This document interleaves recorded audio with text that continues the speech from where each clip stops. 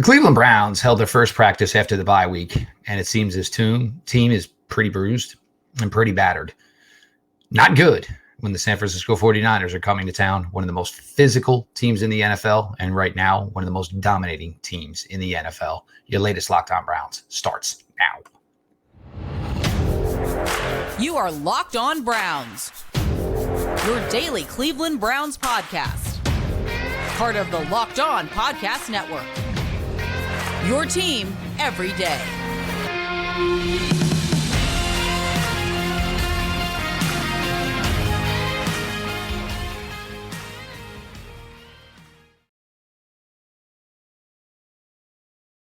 Welcome back, my friends, to the show that never ends, your daily delivery of all things Dog Pound, LGB, and ELOB, the Locked On Browns podcast, love to by the Locked On Podcast Network, your team every day. Your host, Jeff Lloyd. I appreciate all of you who make Locked On Browns your first listen every single day, the everyday crowd, which just keeps getting bigger. Make sure you join the everyday crowd by subscribing to Locked On Browns YouTube channel. And of course, Locked On Browns is always available, always free, wherever you get your podcasts. Download the GameTime app, create an account, and use code LOCKEDON NFL for $20 off your first purchase. Last minute tickets, lowest price, guaranteed. Just want to appreciate and let everybody know, obviously away for a couple of days. I'm going through a move right now. Was hospitalized for a couple of days. Had oral surgery done yesterday. The fact that I am here less than 24 hours after that surgery, thanks, Doc. You were absolutely amazing. But your news here: the Cleveland Browns obviously had their first practice Monday, coming back from the bye, off on Tuesday. But the original news to begin this week is not what any Cleveland Browns fan wanted to heard. Here, Deshaun Watson not back on the practice field yesterday, working inside. We'll get to that here in a minute. Joel Bitonio apparently left the Tennessee Titan game on crutches, which none of us knew. There was no word of that. Ethan Pocic, we know he left the Titans game on crutches after going down once, but twice against the Tennessee Titans. David Njoku, another player who did not participate out on the practice field yesterday with his teammates. We'll take this maybe easiest to most complex. For David Njoku, I was somebody that's actually, had been a burn victim, recovered from burns. For David Njoku, the problem is right now he's probably in what it would be like the scabbing process of it all. So this is more dangerous for his skin technically than actually even when he played in the game. I mean, when they were still fresh, you were able to cover him. Obviously was able to wear the mask against the Tennessee Titans. It was a lot easier to deal with at that time. Now you're to the point where you're not covering your burns. You want them to basically air out, so they're scabbing. The problem is it's going to be more difficult to mess them up with the helmet going on and off when they're scabbing, and that would lead to obviously tearing the scabs, possibility of infection, and then the skin having to re-scab again before the scabbing flakes off. And then he's completely ready to go. You got to think if he played against the Tennessee Titans with 5 more days to go this week, you think he would be available here for the San Francisco 49ers game. But again, Browns are off on Tuesday. We will know more on Wednesday. Joel Bitonio, Ethan Pocic, look, day to day on both of them. That's great to hear. Wednesday will be the ultimate, when we hear what is exactly going on with both of these guys. The fact that they were on crutches, look, Myles Garrett did leave the Titan game with a walking boot. Was out on the practice field yesterday. Pocic, Bitonio, both inside the building yesterday, for whatever that means. So you have, certainly your concerns here. Obviously, with the interior of the offensive line being the best part of the Cleveland Browns offensive line, struggling left tackle play, for the Browns to have to go against a ridiculously vicious and tenacious defense like the San Francisco 49ers, which is great up front, which is great in the middle with their linebackers, not having Ethan Pocic, not having Joel Bitonio, even if these guys were to play, not be 100%, very, very, competitive disadvantage for the Cleveland Browns against a team that is as tenacious as the San Francisco 49ers. Deshaun Watson, I'll be honest with y'all, I have no idea how to read this, what is exactly going on to this point. What we know is Deshaun Watson got hurt somewhere in the Tennessee Titan game. He ended up finishing the Tennessee Titan game. The basically closing of the Tennessee Titan game was basically a 50-yard throw to Amari Cooper for a touchdown. So whatever the injury was at the time, it didn't look like it was a big deal within the game. Obviously, the injury became an issue through the week. He was not able to throw in the practice weeks up at the Baltimore Raven game, even though on Friday we felt Deshaun Watson was going to play, until we finally got the word early Sunday morning in pregame warmups that Deshaun Watson was not going to be able to go. Obviously, the Browns had a scramble. They started DTR. We all know how that went, blah, blah, blah, blah, blah. Now, flash forward almost 8 days after the fact, the Browns get back to work on Monday. Deshaun Watson's nowhere to be seen outside. He's working again on the inside. This can mean a myriad of things. Is he just in there throwing balls to David Njoku? Because who else is he going to throw balls to? Because everybody else was out on the practice fields. Is he just studying film? Because they're not going to have him throw yet. They're going to have him start on Wednesday, which would be the traditional beginning of a work week for, obviously any team practicing. A little bit different when you come off the bye week.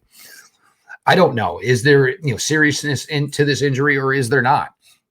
And unlike Baker Mayfield in 2021, this is actually Deshaun Watson's throwing shoulder. So this is, obviously a bit more serious, a bit more, concerning as to, whether or not, where he is he going to miss this week? Is it going to be extended miss time? Because now you would be talking almost 3 weeks if he's unable to go this week, because you factor in the Raven week, then you factor in the bye week, then you would factor in this week. It's a difficult spot to be in, certainly for Cleveland. Everything is invested, obviously, in number 4. He is supposed to be the engine that makes this entire offense go, even more so now with Nick Chubb, obviously, on IR himself. So where this is, and look, they can say day to day, and you can keep saying day to day. And, in the old Chris Berman line, we're all day to day. But until we see Deshaun Watson on a practice field, we see Deshaun Watson throwing on a practice field, you have to have some cause. You have to certainly, have some, hesitation. You have to certainly have, some concern here with the fact that number 4 is not out there getting his work in with his teammates. Brad Stainbook from the OBR So the Browns have possibly been in the offensive line market looking for assistance. I think we all know what that means. I don't think they're looking to find somebody to play for DeJuan Jones. I don't think they're finding somebody to look for Wyatt Teller. I don't think they're finding somebody to play for Ethan Pocic. I don't look like they were somebody to play for Joel Bitonio. It obviously points the finger at number 71, Jedrick Wills. And obviously for Jedrick Wills, rookie year, you take into account the fact that he had been a right tackle his entire life. The Browns spend the 10th overall selection on him. And the way he played as a rookie, I think held up pretty well. You expect progression in year 2, progression in year 3, progression in year 4.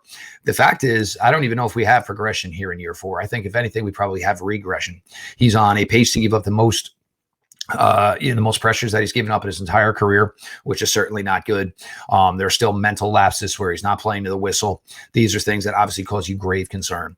The Minnesota Vikings now at 1-4 with Justin Jefferson going on IR for a minimum of 4 weeks. We know the relationship between Andrew Berry and Kwesi. Obviously, there's been deals done already between the Browns and the Vikings. Ezra Cleveland is the Minnesota Vikings' current left guard. They have a left tackle of the future in Christian Darrisaw. Ezra Cleveland is a guy that we talked about a lot, me and Pete Smith, during his draft cycle. He could be a guy that could be brought in to play left tackle. So it'll be interesting if that's a guy the Browns are chasing down. There's a lot of injuries in the NFL right now. I'm not trying to make any excuses for the Browns, obviously, but this is the team, obviously, we cover here on Locked On Browns. So a lot going on for your Cleveland Browns right now. But, with Jedrick Wills and the way he's playing right now, it certainly brings up some questions for this season. It certainly brings up some questions of what exactly the Browns' plans are with Jedrick Wills in the offseason, even though they are already committed to his 5th-year option. We're going to kick it along here now. San Francisco 49ers coming to town. Look, there's no good time to face the San Francisco 49ers as well as they're playing right now. But anyway, Sunday's coming. So we'll continue on here. Your latest Locked On Browns. Appreciate each and every one of you for being along for the ride.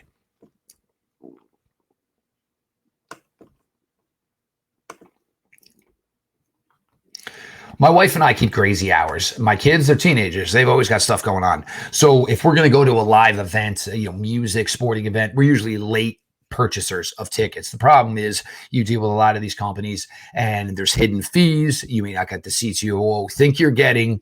So that's why I found GameTime. And I got to tell you, they're a fantastic resource. You shouldn't have to worry about when you're buying your tickets to your next big event. GameTime is the fast and easy way to buy tickets for all the sports, music, comedy, and theater events near you.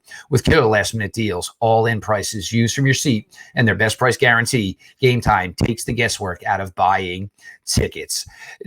For me, we have plenty of places, outside venues, local venues, always opportunities to go see great live music. So you can get last-minute tickets, you can get flash deals, you can get zone deals. Easy to find and buy tickets for every kind of event in your area.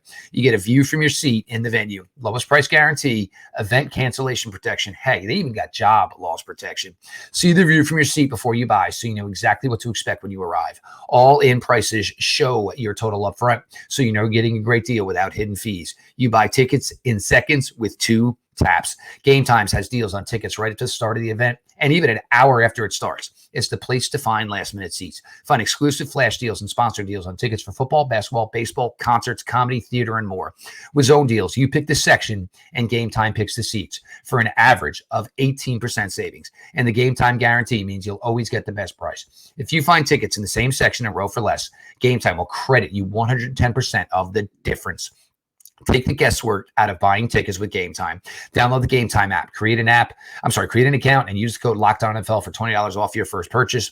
Terms apply. Again, create an account and redeem code LOCKEDONNFL for $20 off. Download GameTime today. Last minute tickets, lowest prices, guaranteed.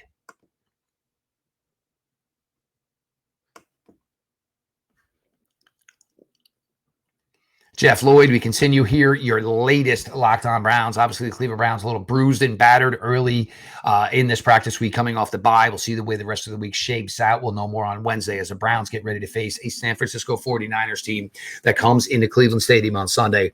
And this team is just flat out humming. Christian McCaffrey has looked as good as ever as in his time in the NFL.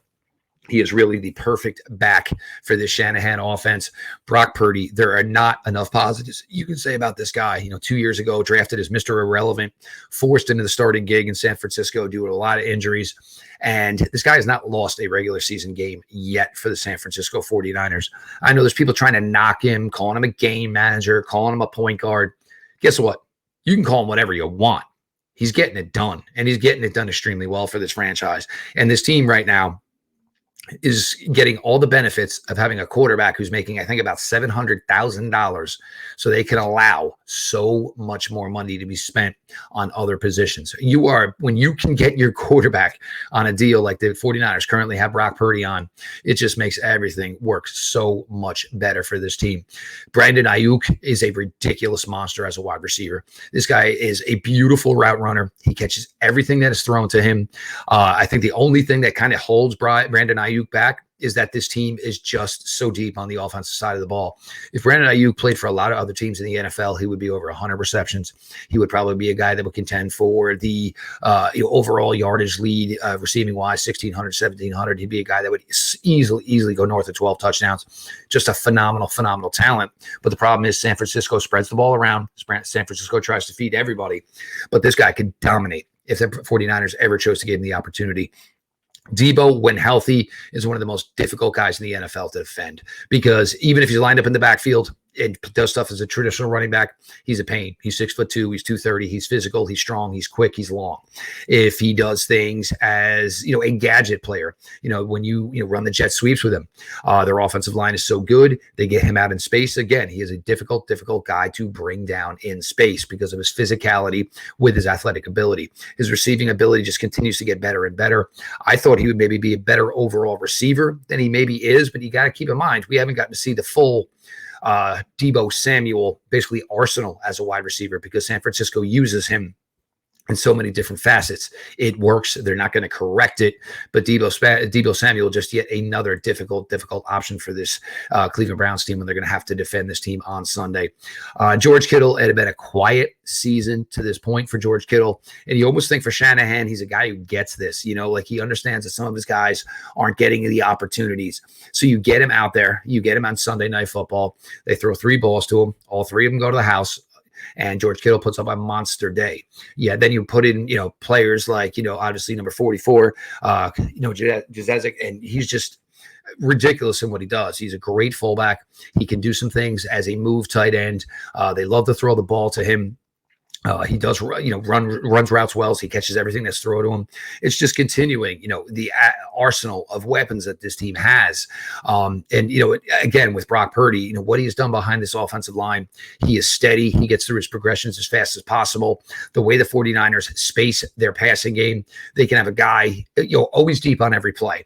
And that could be on the left side, could be on the right side. Then they could have a guy all the way to the opposite sidelines. Then they could have a guy, always having a guy in the flat area, always having a guy running screens. They will kill you with screens. And the thing with the 49ers is they don't even have to, because they can kill you with everything else. So why you're keeping your mind so busy on everything else? And the thing is, they will run the screen game with anybody. They will run it with their tight end, they'll run it with their fullback, they'll run it with their halfback, they'll run it with their wide receivers.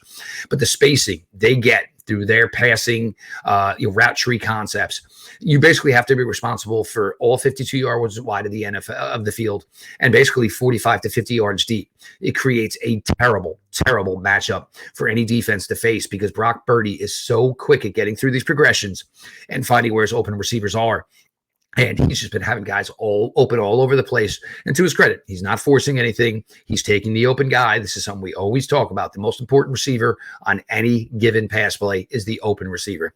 Don't try to do too much. Don't try to overdo it. If the guy's open, get him the ball. And you have skill players, you expect them to make plays. And you see it all the time with the San Francisco 49ers offense. The defensive side of the ball, Nick Bosa, again, just, he's always a ridiculously solid, talented pass rusher. This year, the sacks had not been coming so much. Obviously got home against Dak Prescott on Sunday night. But you have other players within that defensive line. Javon Hargrave has barely been talked about as a member of the San Francisco 49ers. Everybody remembers the Cleveland Browns were in heavy. 49ers ended up bidding more money. Obviously, 49ers were the team that was in the NFC Championship last year. That was a more appealing option for a player like Javon Hargrave. He ended up going there. Other players, Drake Jackson has had a really, really nice role for this team this year. This team just recently went out and brought in Randy Gregory. If there's one thing Randy Gregory can do, it's run around the edge. The 49ers are not going to ask him to do anything else. This was basically just adding, another treat basically to the snack cabinet here by bringing in a player like Randy Gregory, just somebody else who can make the defense even tougher to defend and just more being worried about, making sure there's a hat on a hat every single play, which ultimately gives the 49ers what they are truly hoping for. And that is Nick Bosa in one-on-one situations, which is about a 99% chance that Nick Bosa is going to win every single dang one of them. The linebackers, Fred Warner is just special talent. The monster hit on Tony Pollard in one of the craziest fumble recoveries I've ever seen in NFL history.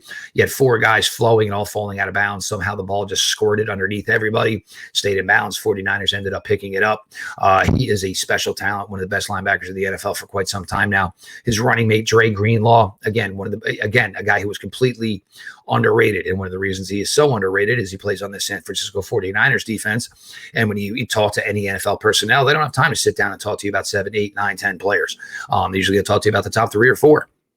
And that's been the case. They just have stockpiled talent over the years, and it's just ridiculous just how deep it goes. Their corners, they're long, they're physical, they are great in the trail position. So when teams think they're getting open, they close the window quickly, so they're either able to break up the ball or they have the athletic ability to go ahead and intercept the ball.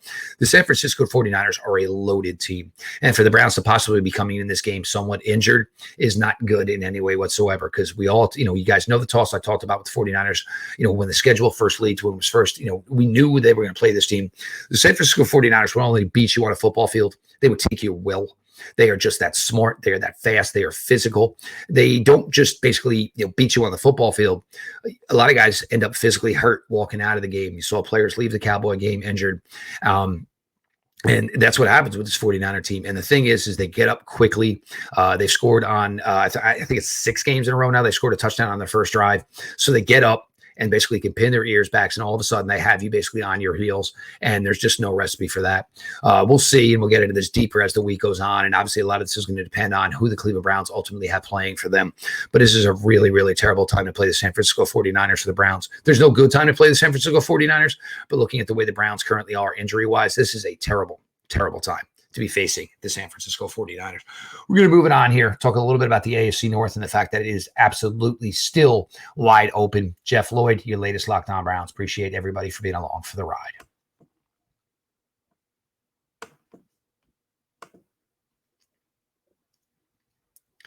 Snap into football season with FanDuel, America's #1 sportsbook. Right now, new customers get $200 in bonus bets guaranteed when you place a $5 bet. That's $200 in bonus bets, win or lose. If you've been thinking about joining FanDuel, there's no better time to get in on the action. The app is super easy to use. There's a wide range of betting options, including spreads, player props, over-unders, and more. So visit FanDuel.com/lockedon and kick off the NFL season. FanDuel, official partner of the NFL.